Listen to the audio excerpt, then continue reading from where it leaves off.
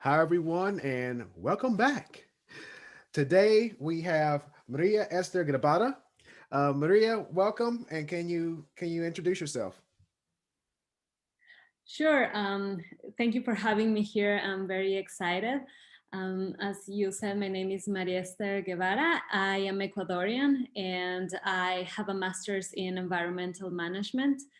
And I've been working in environmental certification for the past 2 years and a half, where I focused on the wood, paper, and palm oil industries. And parallel to that, I've been working with the fashion industry, doing some projects about circularity and innovations to make the industry a little bit more ethical and sustainable. And this week, I started a new job as a sustainability specialist in a biofuels company. So I'm still going to be working with suppliers, doing some audits, but now I'm going to be able to also have more of a hands-on participation with strategies and project management. Excellent, excellent. And as I ask everyone that comes on, what's your definition of sustainability, and then what are your top two SDGs? Okay, so my definition of sustainability is that we as individuals in the present consume and use the resources in a way that doesn't jeopardize the ability of the future generations of using those resources the same way. When people ask me about this, I always remember a conversation that I had with a friend a while ago that said that he believes that immortality would be the answer to people being more sustainable and caring about climate change, because if we were immortal and we knew that in 100 years we will still be living, maybe we would care a little bit more about our planet and about our resources. We would make sure that we still have what we need to live. But sometimes it's difficult for people to make that connection and know that, yeah, you might not be here, but the kids are still going to be here, or maybe your grandkids are going to be here. So I feel like sometimes it's difficult for people to remove from that selfish or survival mode and think that there are a lot of future generations coming, and it's not another part of my definition of sustainability, at least, is being more holistic about the way that you see things, and not only think about the humankind but also think about nature and the animals that have the same rights to be in the earth, and they also have the same rights to take advantage of the resources that we have here. And in terms of my two SDGs, I think one of them would be climate action, because I think that covers a lot of the other needs that the world has right now. With if you focus on climate action, you can focus on water, and you can also focus on sustainable development and helping people getting out of poverty, and you can focus on reducing your consumption, on a more circular economy, on being innovative. And I think the other one would be reducing inequalities, because I feel like that would be the social complement to the climate action one, thinking about how we can make more people participate. There are a lot of people that have great ideas, but sometimes they don't have the opportunities, or they are not taken into account depending on the background that they have or the culture where they are living. So um, giving the opportunity to receive all this feedback and let other people participate might give us great ideas to achieve big things. Excellent, excellent. You make an excellent point in that, we need to take a closer look in terms of sustainability and climate change for our children. And I'll be completely honest that I pressed I was pressing the gas a little bit harder. Once my daughter was born, she'll be 9 months next month, and that's my mindset. It's like I don't want her. I mean, she was a she lived she was born in the COVID era, right?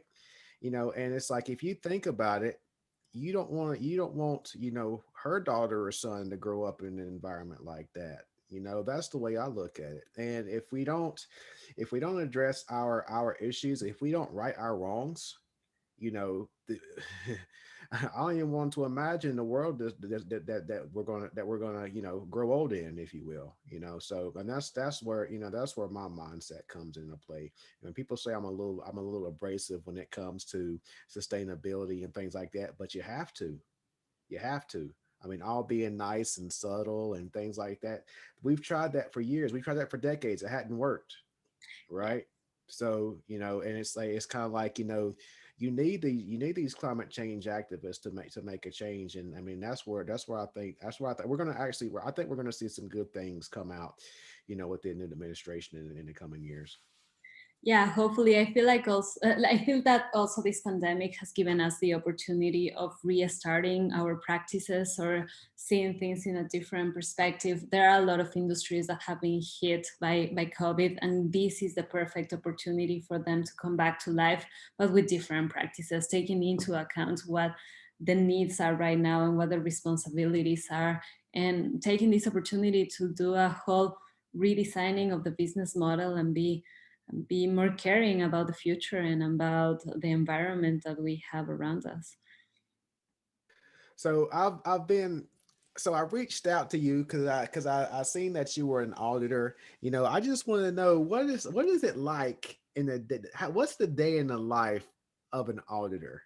Have there been some situations that were, because I always say that, people within the supply chain have so much to hide in some industries. So, first off, what's the day in your life? And second off, have you been faced with some some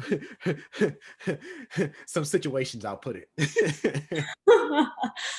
Okay, so well, a normal day when you have an audit scheduled. Well, let's backtrack a little bit to the moment that you reach out to the client. So the certifications that I do are voluntary, which means that the clients are choosing to do it for corporate sustainability or strategies. Sometimes their customers are asking for that.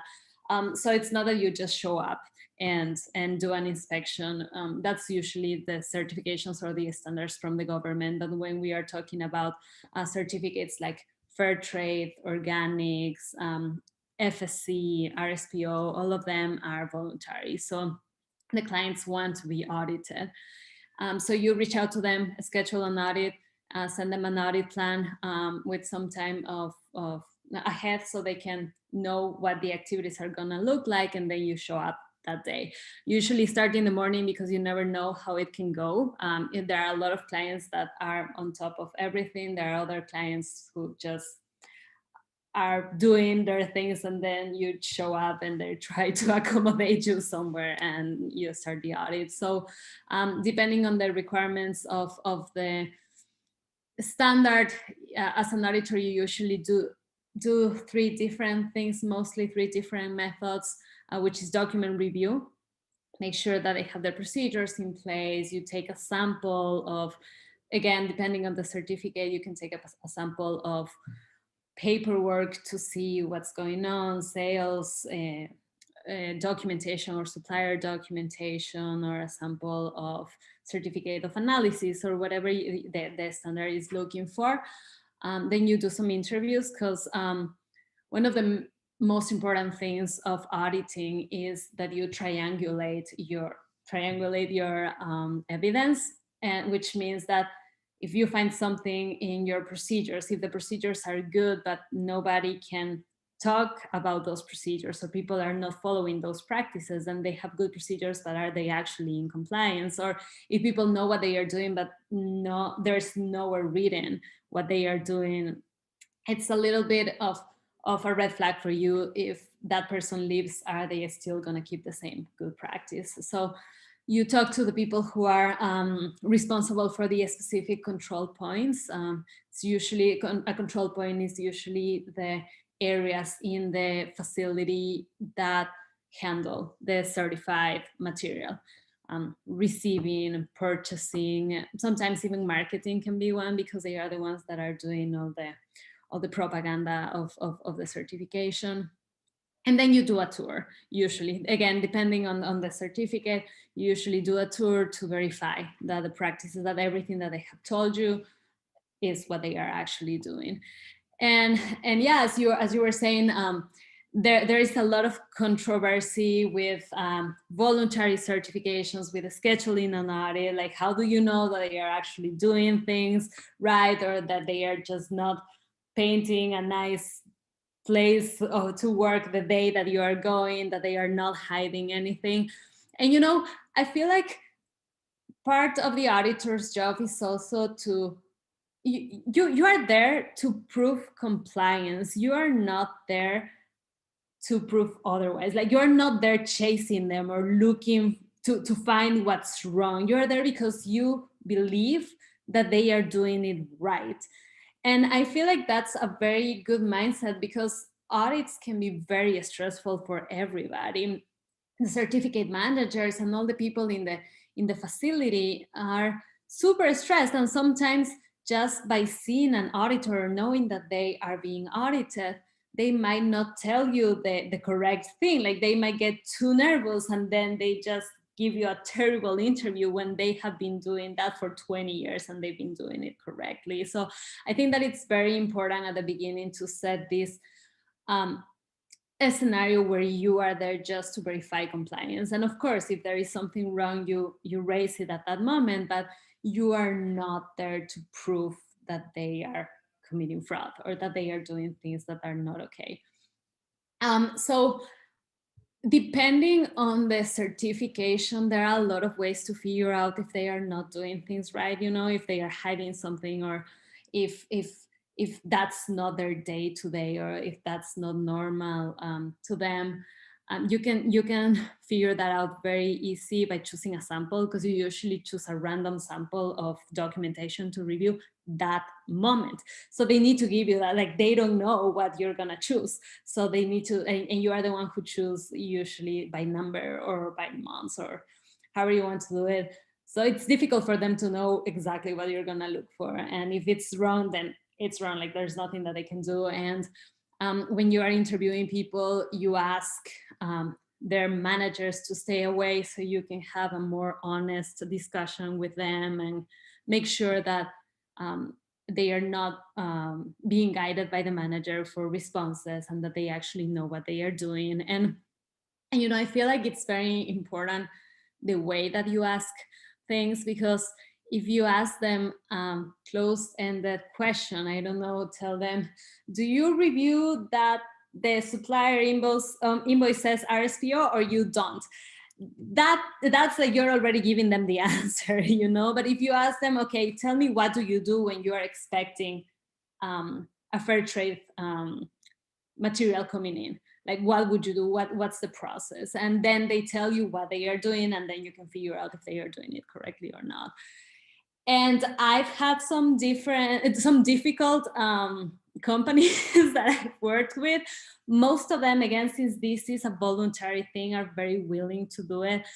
Some of them are very stressed, but still have willingness to do it. But sometimes there are companies that have had an issue with their customers or with their certificate, and they are not happy about it. I remember there was a time that one of the certification managers I was auditing didn't want to do a tour with me, and he was super rude. He didn't want to talk to me. He didn't want to present any documentation. He was the owner of the company, and then his wife came in, and like he was shouting at her. It was difficult, and at that point, you just remind them that this is a voluntary thing. Like, they can cancel it whenever they want. And like, I was there just because they wanted me to be there, Right. But There are other clients that are very big, have all the procedures ready to go, and they think that since they have the procedures, they can adapt those procedures for them to be in compliance with standards. So sometimes, I don't know, you get to their first audit and they just start showing you procedures from other certificates or from other compliance, and they are like, oh yeah, this can be in compliance with what you're looking for, and you know that that's not true, that they actually need to go through the standard and make the procedures that make them actually compliant. So there is a lot of that, but the majority of them are pretty on top of things, and as I am saying, are willing to do this because there is another interest behind. Right. That was very so for that one, the one owner that was upset. You're saying that you think that he had something to hide, or he was just getting bombarded with a bunch of questions that he didn't You have an answer know, to. he didn't, I don't think he did, but he was trying, like he was teasing me. He was like, oh, how are you going to make sure that what I am actually presenting you is correct, and what I am that I am not hiding anything? And I'm like, I am trusting you, like you are telling me right now that you're sort of like whispering that you're hiding something. Yeah, So yeah. it's something going on, it's something wrong here. You know, that audit didn't get to a conclusion. Depending on the certificate, again, depending on the scheme, there are steps to follow. So in the case that the auditor doesn't feel comfortable by um, giving a recommendation for the certification, there is a protocol that you can follow for more investigation, and that's the certification body that takes care of that. So they do a further investigation with the scheme already to see what's wrong, you know, and figure out if Hmm. like the client wasn't willing to share something because something was wrong. I think it also depends on the risk. In this case, the company was sourcing reclaimed material. So we weren't talking about any virgin material that could come from illegal sources or something like that. It was all Hmm. recycled. So the risk is a little bit lower. I could read that he just wanted to make it difficult for me, that he wasn't really hiding, but still, like the process that followed was me asking the certification body to do a further investigation Yeah, on yeah, the process because we couldn't finish the audit. yeah. Interesting. Very interesting. So you say that. So you say that all of these audits are voluntary. Now, one thing that I always discuss, and I want to get your thoughts on this, is that, with the sustainability reports coming out, with the voluntary sustainability reports coming out, within the United States, I'm on the side of those sustainability reports should be audited. You know, and have you received any kind of request for audits for those? Like, in terms of, okay, we're about to release a sustainability report, but we want a third party to audit that this report is correct, and also look at our operations to confirm the validity of our sustainability report. Do you do anything like that? That's a very good idea. I haven't heard of that, but I think it would add a lot of legitimacy to the sustainability reports. Having someone else just take a look on that and certifying that everything is clear. Yeah, we haven't gotten those requests, but I think it's a great idea. Okay. We're gonna start a new company. But anyway, but that's one thing. That's one thing that I've been talking about at a lot of conferences, because because I still think, just because those sustainability reports are, voluntary, that's the first thing that pops into my mind. It's like a check the box thing, and I think that we need some third parties to audit those particular reports and audit those processes. So can you talk a little bit about, some of the things you're doing in terms of, the fashion industry and the circularity within the fashion industry? Sure. I am working right now with an NGO called Fashion for Development. So what we're doing together is we are coming up with innovations for the fashion industry. This idea that I told you at the beginning, that there is this opportunity of resetting the field and the industry, comes from this project. We've been working in creating white papers to show the fashion industry that there are opportunities to do things more sustainable and more ethically. For instance, in 2020, at the beginning of 2020, Fashion for Development did a panel in Davos in the World Economic Forum, where we presented a white paper that was basically a compilation of the newest solutions for the fashion supply chain in terms of transparency and circularity, new fibers, new ways of dyes or recycling, or all those very innovative things. We sort of put them together in a paper to share with the industry, for them not to have to look everywhere, so we could basically centralized everything. We've been working, we have other projects that are related to that, trying to help the industry right now, because we know that it's struggling a lot with COVID, especially. People don't want to go to stores anymore. All the supply chain has been very affected with cases and all of that, and people don't want to spend money. So we're trying to take this momentum to help them restarting their practices and doing things different. And this all started because when I was in my master's, I did another research with another fashion company about their lessons learned from the sourcing of cocoa and coffee and how those could be transferred into the fashion industry. So what this company wanted to do also was to share these lessons learned and show that there are other more mature commodities that have been successful with sourcing and being more engaged with their suppliers and having more transparency in their supply chains. Excellent, excellent. So what's your new role, and focused on biofuels? I'm very interested in hearing more about that. Can you Yeah, expand on that a little bit? I'm very excited. It's my first days in this new role. Hey, congratulations. Thank you. It's the company is called Neste. They are a Finnish company that is doing biofuels, and at the same time, they are also doing some research to come out with an alternative to have plastic that's 100% free from oil.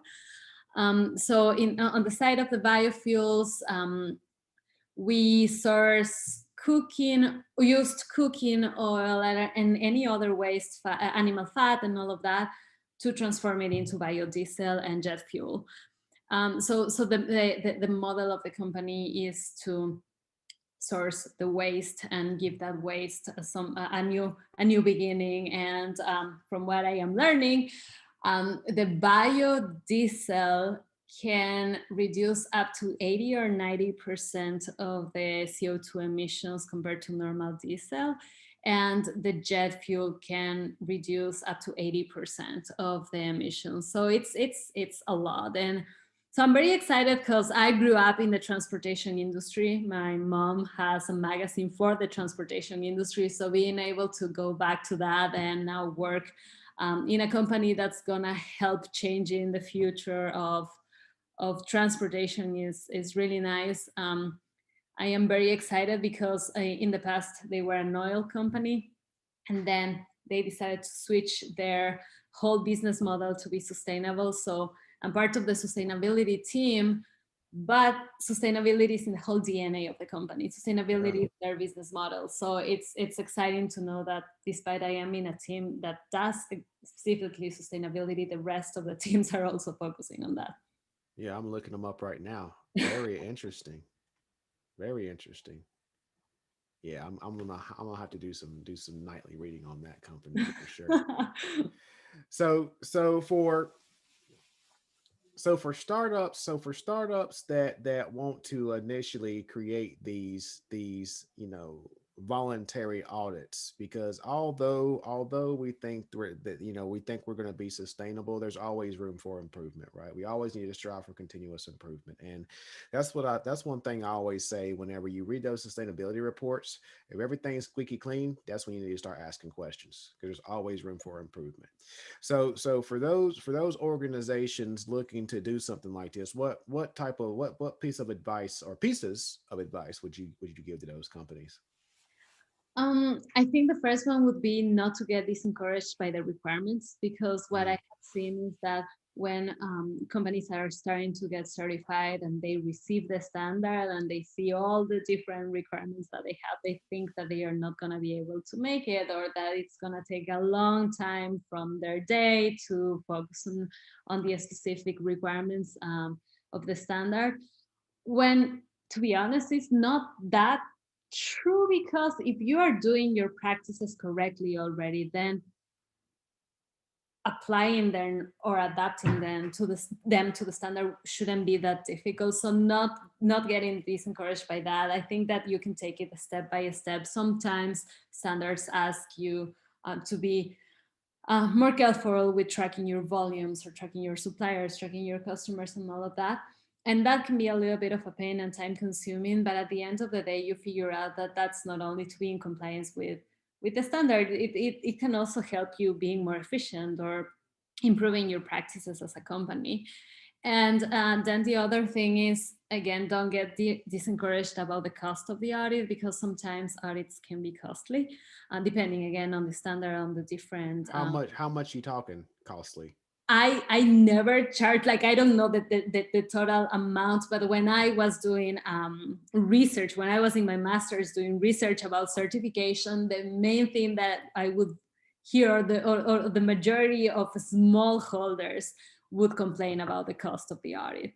So smallholders, and for instance, as a response to that, there are a lot of schemes that have developed a group certification, which means that smallholders up to a specific amount of money, and employees can get together and sort of chip in to be able to afford the audit and the certification. So it is a known issue. It's not something that I'm just bringing up. It's something that happens with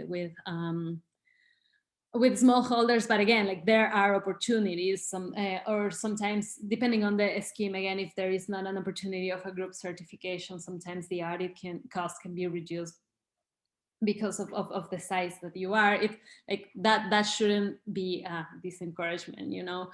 And I think that the most important part is that you need to do it because you believe in it.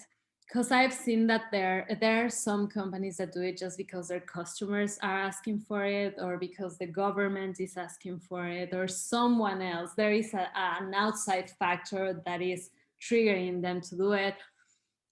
And that's fine, but the problem is that when that happens, and then they lose that customer, or they move to a different country, or the regulations change, they just drop the certification, which sometimes sadly means that they also drop the practices, the good practices. So the good practices don't remain because they were just doing it to be in compliance with the certification. So I think the most important thing is that you have to do it because you mean it. And the certification may be an add-on for you to have a bigger market, for you to have access to a specific customer, and things like that. But at the end of the day, if you are really sustainable, getting the certification should only be an extra for the reputation or for the market, but it shouldn't be the reason why you're changing. Like, getting the certification shouldn't be the reason why you're changing your practices. It should be that you're actually committed with the environment and with doing things right. Excellent, excellent. So as we wrap up, are there any exciting things you have on the horizon? Where do you think this sustainability vision is going? And finally, where can people find you? So exciting things. I hope that, as we were saying, that with COVID, companies start taking the environment more seriously. I've seen that with this new administration, also companies are starting to pick up their sustainability commitments. I saw that Nestle did a new commitment in December, and there are so many things going on. I feel like in terms of innovation, there are so many startups that are coming with great ideas, like alternative fibers. I've heard of a company that's using wood fiber to do fabric, and for instance, Nestle is looking for a way of getting rid of oil in plastics and all of that. So I think that the future comes with a lot of innovation, and us being able to adapt to the fast change. Because as you were saying, all this time we've been doing very patiently, and we've been very passive in terms of asking for a change, but it seems like now things are getting a little bit faster, and we need to be able to adapt to that. And well, I am in LinkedIn as Maristher Guevara, Maristher, and Guevara. And I think that's the easiest way to find me. And then if someone is interested in talking to me, we can connect, and I can give them my email. Thank you for that. And thank you for coming on and sharing your experiences, because this is one topic that we discuss often, and we really haven't had anyone that's been in that particular practice. So thank you, thank you, thank you. And until next time. Thank you. All right, see you.